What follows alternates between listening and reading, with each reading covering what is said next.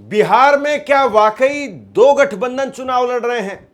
India गठबंधन, NDA गठबंधन, या इन दो गठबंधनों के अंदर भी बहुत सारे लोग ऐसे हैं जो आपस में ही चुनाव लड़ रहे हैं? और अब ये फेहरिस्त जिस तरीके से बढ़ रही है, ये कहीं ना कहीं महागठबंधन के लिए खतरे की घंटी है। क्या वाकई ये कहा जा सकता है कि राहुल गांधी ने अब दखल नहीं दिया तो नाव डूबनी तय हो गई है? ये सवाल मैं क्यों रख रहा हूं, और सवाल ये भी कि आखिरकार बिहार के अंदर महागठबंधन में, इंडिया गठबंधन में चल क्या रहा है? सारे सवालों का एक जवाब। ये तस्वीर आप देखिए, ये तस्वीर आप देखिए, आप संदेश क्या भेज रहे हैं। अभी अभी खबर सामने आई है, कांग्रेस के प्रदेश अध्यक्ष हैं राजेश राम की सीट है और वहां पर आरजेडी ने अपना उम्मीदवार उतार दिया है। बताइए, इस खबर के बाद में, ये जो अगर अध्यक्ष की सीट पर हो रहा है, इसके बाद में क्या ही कहा जाए। कुछ सीटों पर समझ में आता है कि फ्रेंडली फाइट हो जाती है, कई बार हो जाता है कि कुछ सीटें हैं, दो चार सीटें ऐसी हैं जहां पर वो भी चाह रहे थे, हम भी चाह रहे थे, यहां पर फ्रेंडली फाइट हो गई, समझ में आता है। एक दो सीट हो, तीन चार सीट हो, वहां तक भी समझ में आता है। लेकिन 8 सीटें ऐसी हैं जहां पर फ्रेंडली फाइट के नाम पर दोनों तरफ से उम्मीदवार उतरे हुए हैं, और ये फ्रेंडली फाइट है या फिर कांटे की फाइट हो गई है। बड़ी बात ये। दूसरी बात ये कि यहां पर अगर बिहार में कांग्रेस के अध्यक्ष के खिलाफ ही अगर आरजेडी अपना उम्मीदवार उतार रही है, तो फिर इसके बाद में बच क्या जाता है कहने के लिए। कांग्रेस अध्यक्ष राजेश राम के खिलाफ आरजेडी ने अपना उम्मीदवार उतार दिया। कुटुंबा सीट से राजेश राम के खिलाफ पूर्व मंत्री सुरेश पासवान ने लालटेन के सिंबल पर चुनाव लड़ने का ऐलान किया है। सुरेश पासवान ने कहा कि बिहार की कई सीटों पर फ्रेंडली मुकाबला देखने को मिलेगा, जिसमें कुटुंबा सीट भी एक है। अब समझ में नहीं आता है कि अगर सुरेश पासवान यहां पर निर्दलीय लड़ते तो फिर भी समझ में आ जाता, लेकिन लालटेन सिंबल पर चुनाव लड़ रहे हैं। यहां पर आरजेडी की तरफ से, तेजस्वी यादव की तरफ से साफ किया जाना चाहिए कि इस आदमी को, सुरेश पहलवान को, सिंबल कैसे मिल गया, क्योंकि सिंबल अपने आप से कोई नहीं ला सकता है। सिंबल तो पार्टी देगी, और पार्टी जब सिंबल देती है तभी चीजें तय होती हैं। सुरेश पासवान को अगर यहां पर सिंबल मिला है तो इसका मतलब क्या है? इसका मतलब यह है कि लालू यादव ने, तेजस्वी यादव ने सिंबल दिया है, तब जाकर के इनको सिंबल मिला है। और बाकी की सीटें हैं, वैशाली है और बहुत सारी सीटें, 8 सीटें कुल मिलाकर के, मैं आपको एक एक करके नाम बताने वाला हूं। उन सीटों पर समझ में आता है कि ठीक है, हम भी चाह रहे थे, बात नहीं बन रही थी, इसीलिए जो है वो आखिरकार सीटों की घोषणा भी नहीं हो पाई कि कौन कितनी सीटों पर कहां लड़ेगा। पहले फेज का नामांकन की जो प्रक्रिया है वो पूरी हो चुकी है। अब केवल नाम वापस लिए जा सकते हैं, और ये नाम वापस लिए जाएंगे नहीं लिए जाएंगे एक अलग बात है, लेकिन अध्यक्ष की सीट पर नामांकन कैसे जो है वो आरजेडी कर रही है। क्या तेजस्वी यादव इस तरीके से मुख्यमंत्री बनना चाहते हैं, और क्या इस तरीके से तेजस्वी यादव मुख्यमंत्री बन भी पाएंगे? क्या सोच है, क्या मैसेज है? अध्यक्ष की सीट पर अगर आप चुनाव लड़वा रहे हैं तो फिर क्या बच गया कहने के लिए? और राहुल गांधी वो स्पष्ट करें। पहले चुनाव में यात्रा हुई, चुनाव से पहले वोट अधिकार यात्रा में भीड़ आई, ये हुआ वो हुआ, मैसेज दिया, भाषण दिए, तमाम तरह की बातें हुई, लेकिन उसके बाद में राहुल गांधी विदेश चले गए। 8-10 दिनों का विदेश का दौरा रहा। चलिए, समझ में आता है कि नेता है, वो अपने अंतर्राष्ट्रीय दौरे भी करेंगे, समझ में आता है। लेकिन इसके बाद में, विदेश से आने के बाद में, तेजस्वी यादव के साथ में कोई बातचीत नहीं, कोई बैठक नहीं, कोई बयान नहीं, किसी प्रकार का कोई भी मैसेज नहीं, कोई संदेश नहीं। फिर आप हरियाणा में चले जाते हैं, चंडीगढ़ के अंदर वहां चले गए, फिर आप रायबरेली चले गए, असम चले गए, बिहार अभी तक नहीं गए हैं। चल क्या रहा है ये? क्या इस तरीके से आप चुनाव लड़ेंगे? और क्या इस तरीके से, छोड़ दीजिए एसआईआर की प्रक्रिया गलत हुई है, चुनाव आयोग हमें चुनाव हरवाता है, सेटिंग होती है, ईवीएम है, बैलेट पेपर है, फला है, ठिकाना है, ये सारी बातें छोड़ दीजिए। आप खुद क्या कर रहे हैं? राहुल गांधी से मेरा सीधा सवाल है, आप जमीन पर कब उतरेंगे? मेला खत्म हो जाएगा तब उतरेंगे? कौन सा कोरोना काल चल रहा है कि आप चुनाव नहीं लड़ रहे हैं? पिछली बार का मुझे याद आता है, जब कोरोना काल चल रहा था, कांग्रेस पश्चिम बंगाल के अंदर चुनाव लड़ती हुई नजर भी नहीं आ रही थी। फिर कांग्रेस ने कह दिया था कि कोरोना की वजह से हम तो चुनाव लड़ना भी नहीं चाहते, प्रचार नहीं करना चाहते, डिजिटली सब कुछ होगा। लेकिन वो पश्चिम बंगाल था, वहां पर आप जो है कोई बहुत बड़ी ताकत नहीं है। लेकिन यहां पर तो 20 आपके 19 विधायक हैं, आप 40-50 सीटों पर कम से कम मजबूत हैं, फाइट में हैं। 50-60 सीटें ऐसी जहां पर कांग्रेस फाइट कर सकती है, तो कम से कम वहां तो फाइट करिए। और अगर गठबंधन में बात नहीं बन रही है तो वो स्पष्ट करिए। अब बताइए आप जरा इस बात को कि यहां पर अध्यक्ष के खिलाफ चुनाव लड़ा जा रहा है, और उसके साथ साथ ये हैं 8 सीटें। 8 सीटें हैं ये, जहां पर महागठबंधन के कैंडिडेट जो है वो आमने सामने हैं। 8 सीटें हैं। जरा मैं पहले फटाफट एक बार आपको पहले नाम बता देता हूं। वैशाली की सीट है, वैशाली की सीट पर आरजेडी के अजय कुशवाहा और कांग्रेस से संजीव कुमार ये चुनाव लड़ रहे हैं। कांग्रेस से संजीव कुमार पिछली बार भी चुनाव लड़े थे और करीबी अंतर से जो चुनाव यहां पर हार गए थे। अब की बार कांग्रेस ने फिर से उनको टिकट दिया है, और यहां पर आरजेडी के अजय कुशवाहा वो भी चुनाव लड़ रहे हैं। गजब है। तारापुर की सीट है, वैशाली की सीट पिछली बार मैंने ग्राउंड पर कवर की थी। वैसे ऐसा नहीं कि वहां पर कोई बहुत बम्पर लहर है संजीव कुमार की, लेकिन ठीक ठाक जो है वो फिर भी एक उनका जनाधार है, और वो इसलिए चुनाव लड़ते भी रहे हैं बीच बीच में। ऐसा नहीं कि भाई वो केवल दिल्ली बैठे रहते हैं। खैर, तारापुर की सीट है, आरजेडी से अरुण शाह वो चुनाव लड़ रहे हैं। वीआईपी से सकलदेव बिंद वो चुनाव लड़ रहे हैं।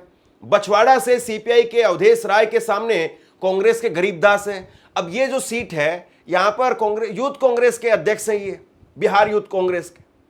अपने अध्यक्ष के लिए, जो यूथ कांग्रेस के अध्यक्ष है, उसके लिए आप एक सीट रिजर्व नहीं कर पाए, उसके लिए एक अलग से आप सीट नहीं रख पाए। तो बताइए, यूथ कांग्रेस के नेता के पास में जब युवा कांग्रेस के कार्यकर्ता जाते होंगे कि भैया हमारा भी टिकट करवाना, भैया हमारा भी टिकट करवाना, भैया अपना ही टिकट नहीं करवा पाए, भैया का ही टिकट खाली नहीं बचा है, बताइए आप क्या करेंगे? मतलब कार्यकर्ता को कैसे कोई नेता जोड़ेगा अपने साथ में? कार्यकर्ता को नेता इसीलिए तो जोड़ता है ना कि मेरी पकड़ है, राहुल गांधी जी से सीधा कांटेक्ट है, मैं तुम्हें नेता बनाऊंगा, तुम मेरे साथ में जुड़ो, हम तुम्हारे मुद्दे उठाएंगे, ये करेंगे वो करेंगे। नेता यही सब बातें तो कहता है। लेकिन कार्यकर्ता देख रहे हैं कि भैया की गेंद फंसी हुई है, भैया की हालत खराब है। अब गरीबदास वहां पर कैसे चुनाव लड़ेंगे वो तो वक्त बताएगा। फिर इसके बाद में गोरा बोराम, यहां से आरजेडी के अफजल अली के सामने वीआईपी के संतोष सहनी हैं। फिर लालगंज की सीट है, आरजेडी से शिवानी शुक्ला के सामने कांग्रेस के आदित्य राजा हैं। कहलगांव की सीट है, आरजेडी के रजनीश यादव के सामने कांग्रेस ने प्रवीण कुशवाहा को चुनाव में उतार दिया। यहां पर राजा पाकड़, यहां पर सीपीआई के मोहित पासवान के सामने कांग्रेस के प्रतिमा दास हैं। रोसड़ा, यहां पर सीपीआई के लक्ष्मण पासवान के सामने कांग्रेस के बीके रवि हैं।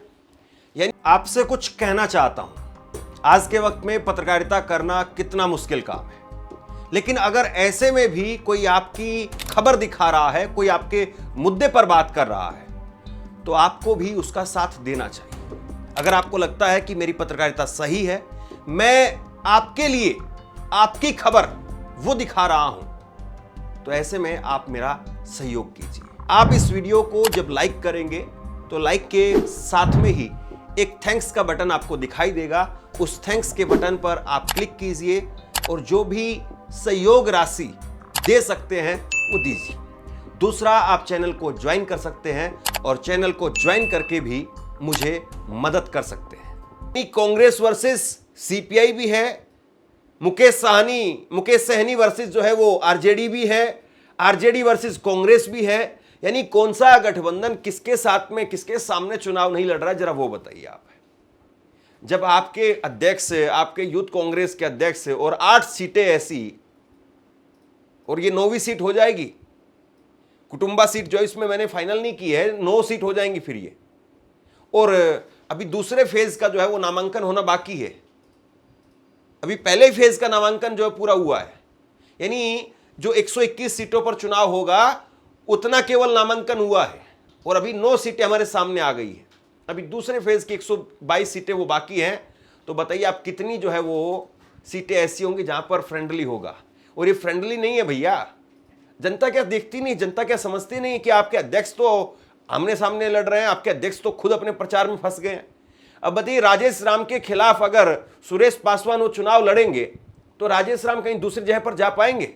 वो अपनी सीट बचाएंगे, अपनी सीट के जो लाले पड़ जाएंगे। अब जाहिर सी बात है, अगर आरजेडी वहां पर चुनाव लड़ेगी तो ऐसा तो नहीं है कि आरजेडी ने वहां पर ये दिया है टिकट तो कुछ होगा नहीं उनका।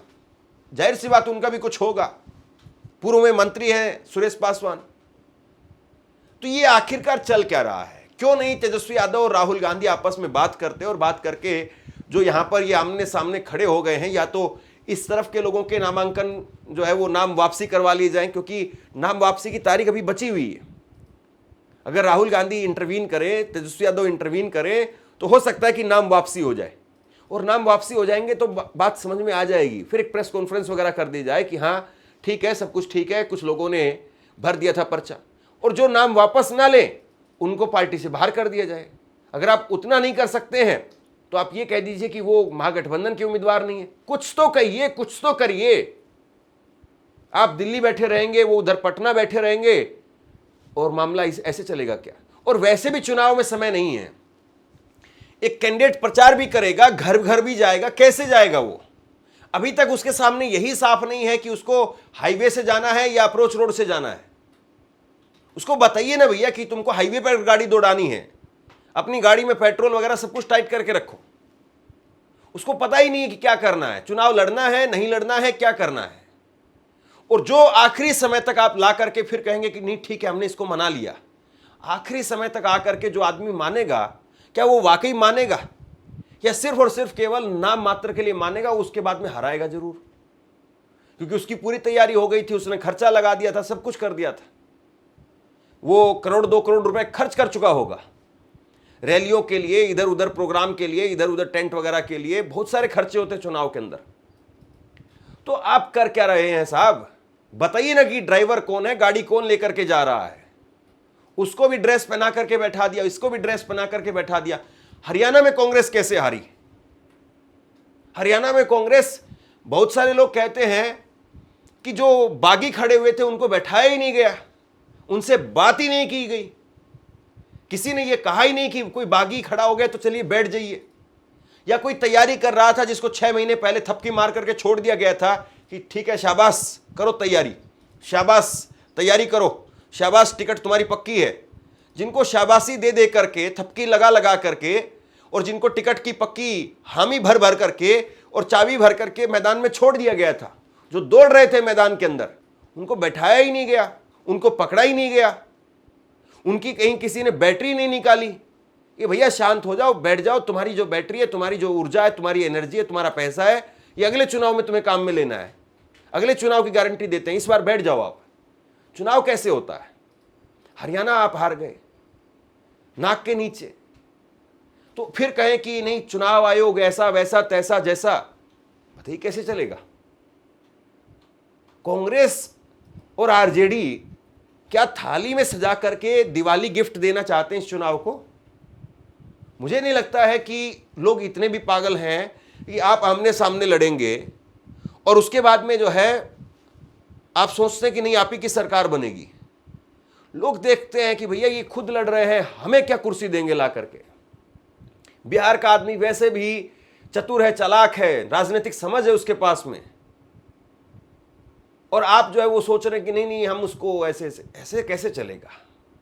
और बातें छोड़िए आप, ये देखिए मैं आपको कुछ चीजें और दिखाता हूं। ये है मुकेश सहनी, ये काबू में नहीं आ रहे हैं।